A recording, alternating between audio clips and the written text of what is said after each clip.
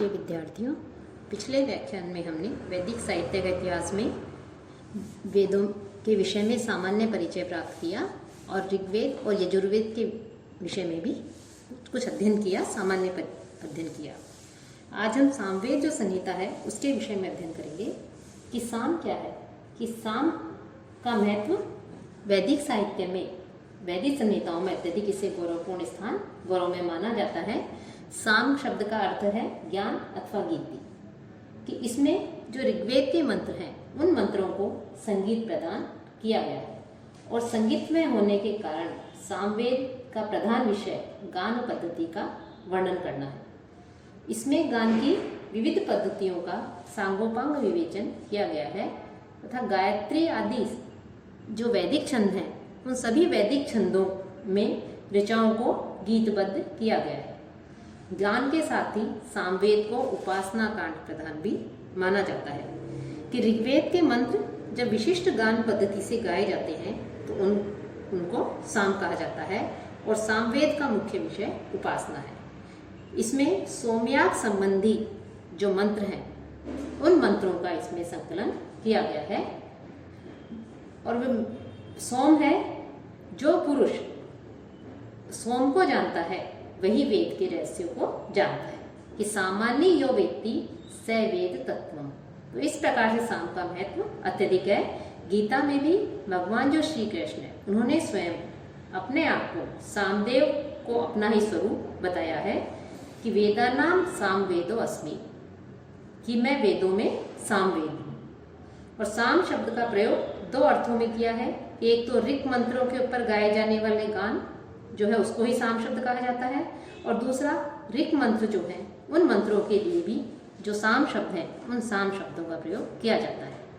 कि सामवेद के प्रधान रूप से दो भाग है, आर्चिक तथा ज्ञान। कि आर्चिक का अर्थ है ऋक समूह, इसके भी दो भाग हैं, पूर्वार्चिक एवं उत्तरार्चिक। पूर्वार्चिक में 6 प्रपाठक या अध्याय हैं और प्रत्येक प्रपाठक में 2 अर्घ या खंड है और प्रत्येक खंड में एक दशती तथा प्रत्येक दशती में ऋचा है और इनमें मंत्रों का संकलन छंद तथा देवताओं की एकता पर निर्भर है। इसी प्रकार से उत्तरार्चिक जो है उसमें 9 प्रपाठक बताए गए हैं। कि पूर्वार्चिक में तो 6 प्रपाठक या अध्याय हैं और उत्तरार्चिक में 9 प्रपाठक बताए गए हैं। जो सामवेद है उस सामवेद की भी जो है अनेक शाखाएं मानी गई हैं। कि सामवेद की वैसे तो अनेक शाखाएं मानी गई हैं, कि सामवेद की अनेक शाखाएं हैं, लेकिन फिर भी जो विद्वान हैं उन विद्वानों में सामदेव की शाखाओं को लेकर के मतभेद है। मुख्य रूप से हम देखते हैं तो इस समय केवल जो सामवेद है उस सामवेद की 3 ही शाखाओं का अस्तित्व देखने को मिलता है।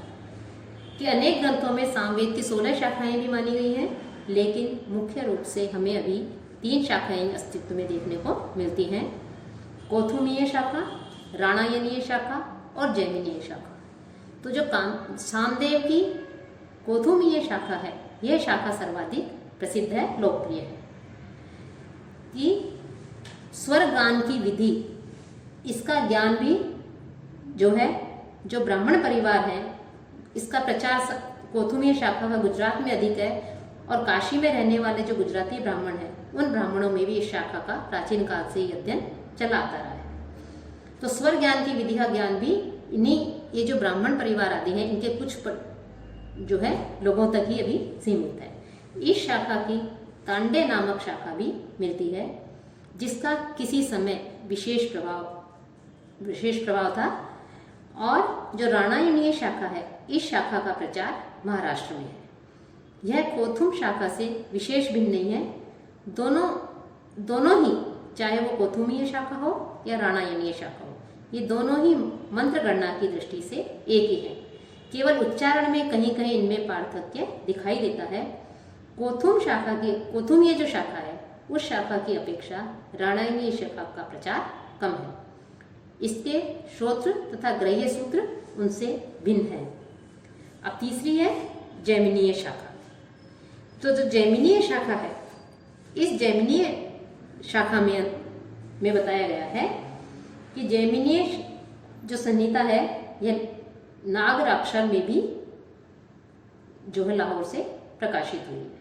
इस शाखा के समग्र अंश संहिता, ब्राह्मण, श्रोत तथा ग्रह्य सूत्र आदि इसके उपलब्ध हो जाते हैं। और जैमिनीय शाखा के जो मंत्र हैं उन मंत्रों की संख्या 1687 के लगभग मानी जाती है। इस शाखा के जैमिनीय संहिता, जैमिनीय ब्राह्मण, केनोपनिषद, जैमिनीय उपनिषद, जैमिनीय श्रोत्र सूत्र और जैमिनीय ग्रह्य सूत्र भी प्रसिद्ध हैं। तो इस प्रकार से तीन भेद जो हैं सामवेद की, ये तीन शाखाएं सामवेद की मानी जाती है। और जो सामवेद है उस सामवेद का प्रमुख देवता सविता या सूर्य है, लेकिन अग्नि, इंद्र और सोम देवता का भी इसमें पर्याप्त रूप से वर्णन किया गया है कि इसमें अग्नि, सूर्य, इंद्र, सोम आदि जो देवता हैं उनको ईश्वर रूप में प्रधानता से विवेचन किया गया है। सामवेद के जो मंत्र हैं उन मंत्रों में कल्याण की कामना की गई है। प्रकृति के उपकरणों में कल्याण की कामना करता हुआ उपासक ईश्वर से यही चाहता है कि जो भी पदार्थ हैं वे सारे पदार्थ शांति और सुखदायक हो, कि चारों तरफ का जो वातावरण है उस चारों तरफ के वातावरण में स्थायी शांति की जो है कामना यहाँ पर की गई है। और साथ ही साथ जो विश्व कल्याण है उस विश्व कल्याण की भावना भी हमें सामवेद में देखने को मिलती है। कि जो वेद हैं उन सभी वेदों में सामवेद का अपना एक विशिष्ट स्थान माना गया है और अपनी ज्ञेयात्मकता के कारण ही सामवेद का प्रचार प्रसार और प्रसिद्धि सबसे अधिक व्यापक है। इसलिए जो कहते हैं कि जो सामवेद है उसका महत्व भी सर्वत्र व्याप्त है। सामवेद के पश्चात जो वेद की जो चौथी संहिता है वो अथर्ववेद है। इसके पश्चात आता है अथर्ववेद। कि अथर्ववेद जो है ये अंतिम वेद माना जाता है कि ऋग्वेद आदि जो तीनों वेद हैं वो तो आमुष्मिक फल देने वाले हैं, अर्थात इन वेदों में दिए गए जो मंत्र हैं उन मंत्रों के द्वारा स्वर्गलोक की प्राप्ति आदि परलोक संबंधी विषयों का प्रतिपादन किया गया है। लेकिन जो अथर्ववेद है उस अथर्ववेद में ऐहिक फल देने वाला बताया गया है कि इस जीवन को सुखमय बनाने के लिए और दुख विरहित बनाने के लिए जिन साधनों की आवश्यकता होती है, जिन अनुष्ठानों की आवश्यकता होती है सिद्धि के लिए, उन अनेक प्रकार के अनुष्ठानों का विधान इस वेद में किया गया है। और ब्रह्म नामक ऋत्विज जो है वो इस यज्ञ का अध्यक्ष होता है और उसका संबंध भी अथर्ववेद से ही है। यज्ञ के पूर्ण संस्कार के लिए जो अथर्ववेद है उसकी अत्यधिक आवश्यकता होती है और जो पुरोहित है उसके लिए भी अथर्ववेद का ज्ञाता होना आवश्यक है। वस्तुतः ऐहिक तथा आमुष्मिक, लौकिक तथा पारलौकिक इन विषयों का प्रतिपादन होने के कारण जो अथर्ववेद है उस अथर्ववेद का भी वैदिक संहिताओं में अपना महत्वपूर्ण स्थान है। और अथर्ववेद का अर्थ है अथर्वों का वेद या अभिचार मंत्रों का ज्ञान, कि अथर्वन ऋषि के नाम पर जो है इसका नाम अथर्ववेद पड़ा है। और अथर्ववेद की जो है 9 शाखाएं हैं, पिपलाद, स्त्रोत, मोद, शौनकीय, जाजल, जलद, ब्रह्मवेद, देवदर्श और चारणवेद्य। इनमें से इस समय संप्रति पिपलाद और शौनकीय ये 2 शाखाएं हमें प्राप्त होती हैं और इसमें 20 कांड और 730 सूक्त और लगभग 6000 के आसपास जो है इसमें मंत्र है। और जो अथर्ववेद है उस अथर्ववेद को ब्रह्मवेद भी कहा गया है कि ब्रह्म शब्द जो है विस्तार का वाचक है और अथर्ववेद में व्यक्ति, समाज और राष्ट्र के उत्थान के लिए, विस्तार के लिए अनेक कल्पनाएं, अनेक स्वरूपों की कल्पनाएं की गई है। जैसे जीवेम शरदः शतम, बुद्धेम शरदः शतम, रोहेम शरदः शतम। वास्तव में हम देखें वस्तुतः तो जीवन की सफलता एवं सुख समृद्धि के लिए अथर्ववेद का महत्व बहुत अधिक है। और जो अथर्ववेद है इस अथर्ववेद की जो 9 शाखाएं भी इसमें बताई गई हैं, साथ ही साथ अथर्ववेद की जो विषय वस्तु है उस विषय वस्तु के कुछ सूक्त